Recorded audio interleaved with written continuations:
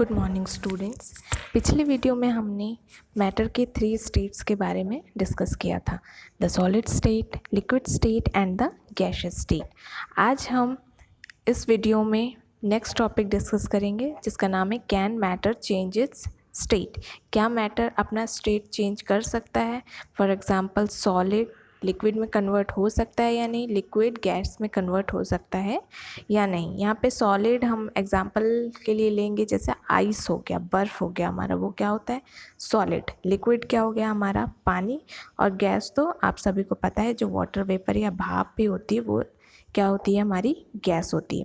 तो यहाँ पे कुछ कंडीशंस होते हैं जिसकी वजह से हम मैटर के स्टेट्स को चेंज कर सकते हैं। जैसे यहाँ पे हमारा पहला कंडीशन है effect of change of temperature. अगर हम टेम्परेचर बढ़ाते हैं या कम करते हैं तो उसका क्या असर पड़ेगा, वो हम इस एक्टिविटी के थ्रू देख सकते हैं। सबसे पहले इस एक्टिविटी में हमने एक सेटअप तैयार कर लिया है। एक बर्नर लेंगे, बीकर लेंगे और एक आयरन का स्टैंड लेंगे। उस बीकर में हमने क्या डाला? आइस क्यूब्स डाले, मतलब वहाँ पे बर्फ़ डाल दी। अब बर्फ़ डालने के बाद हम बर्नर को ऑन करेंगे। बर्नर ऑन करना मतलब हम क्या प्रोवाइड कर रहे हैं? हीट प्रोवाइड कर रहे हैं। और हीट प्रोवाइड कर रहे हैं मतलब हम टेम्परेचर को क्या कर रहे हैं? बढ़ा रहे हैं। जैसे जैसे हम टेम्परेचर को इंक्रीज़ करेंगे या हीट करते जाएंगे, आइस किस में कन्वर्ट होने लगता है? वाटर में। और एक यहाँ पे ग्लास स्टिरर है जिससे आप घुमा सकते हैं, और एक थर्मोमीटर सेट किया हुआ है। थर्मोमीटर में उसकी टेम्परेचर बता देगा कि कितना डिग्री टेम्परेचर वहाँ पे हमने हीट प्रोवाइड की है या उसका टेम्परेचर कितना बढ़ा है, वो हम थर्मोमीटर की हेल्प से जान सकते हैं। तो यहाँ पे जब हम ये सेटअप तैयार करते हैं, पहले हमने सॉलिड लिया था, मीन्स आइस लिया था, और जब हमने आइस का टेम्परेचर बढ़ाया, जब उसको और हीट प्रोवाइड करी, तो वो अपना स्टेट छोड़ के दूसरे स्टेट में कन्वर्ट हो जाता है और उस स्टेट को हम क्या बोलते हैं? लिक्विड। तो ये एक कंडीशन है जिसकी वजह से हम सॉलिड स्टेट से किस में चेंज करा सकते हैं? लिक्विड स्टेट में, बाय प्रोवाइडिंग द हीट या by increasing the temperature. Temperature अगर हम इंक्रीज़ करेंगे तो सॉलिड से लिक्विड में चेंज हो जाएगा। ये तो हो गया हमारा फर्स्ट स्टेप। सेकेंड स्टेप, अगर हम उस वाटर को और ज़्यादा हीट करते हैं, अगर हम वाटर को कंटिन्यूसली और हीट करते जाएंगे तो वाटर से क्या निकलने लगेगा? भाप निकलने लगेगा। और भाप को ही हम क्या बोलते हैं? Water vapour. और वाटर वेपर हमारा क्या है? गैस है। तो मतलब सबसे पहले जो हमने आइस लिया था, आइस को हमने हीट दी तो वो किस में कन्वर्ट हो गया? लिक्विड में कन्वर्ट हो गया।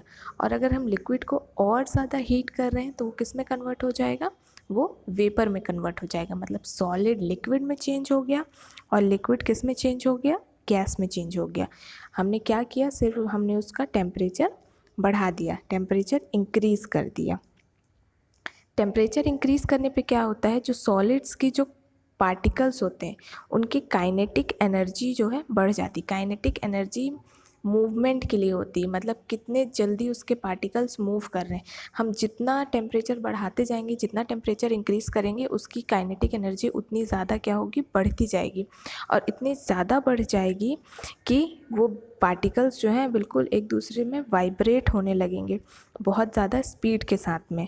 और यही जो एनर्जी हम सप्लाई करते हैं, ये उनके पार्टिकल्स के बीच का जो अट्रैक्शन होता है उसको तोड़ते हुए चला जाता है, और पार्टिकल्स फिर अपनी पोजीशन को छोड़ के लिक्विड की तरह क्या होने लगते हैं? बहने लगते हैं। तो टेम्परेचर इंक्रीज़ कराने से पार्टिकल्स की काइनेटिक एनर्जी इंक्रीज़ होती है, जिसकी वजह से वो बहुत ही रैंडम स्पीड में वाइब्रेट होने लगता है और फिर अपनी पोजीशन को छोड़ के लिक्विड की तरह वो क्या होने लगते हैं? फ्लो होने लगते हैं। सेम लिक्विड के साथ में अगर हम और ज़्यादा हीट प्रोवाइड करने लगते हैं तो उसके पार्टिकल्स और ज़्यादा स्पीड से दौड़ने लगेंगे या वाइब्रेट होने लगेंगे, और फिर वो किस में चेंज हो जाता है? गैस में चेंज हो जाता है।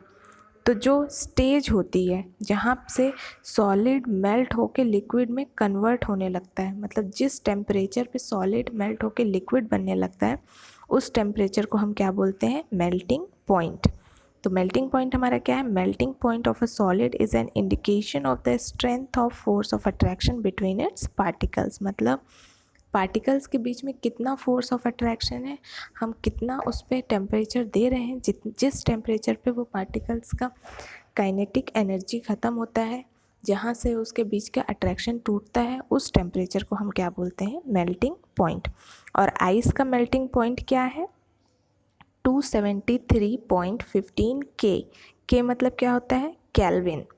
The process of melting that is change of solid into liquid state is known as fusion. और इस प्रोसेस को क्या बोलते हैं जिसमें सॉलिड लिक्विड स्टेट में चेंज होता है उसको बोलते हैं हम फ्यूजन बोलते हैं। केल्विन यहाँ पे केल्विन के बारे में बताया गया है। आप सबको भी पता होगा कि केल्विन क्या है, ऐसा यूनिट ऑफ टेम्परेचर है। मतलब अगर 0 डिग्री सेल्सियस किसी का टेम्परेचर है तो केल्विन में वो कितना होगा 273.15 के। हम अपने कन्वीनियंस के लिए 0 डिग्री सेल्सियस को 273 के भी लिख सकते हैं, 15 के को हम उतना ध्यान नहीं देते।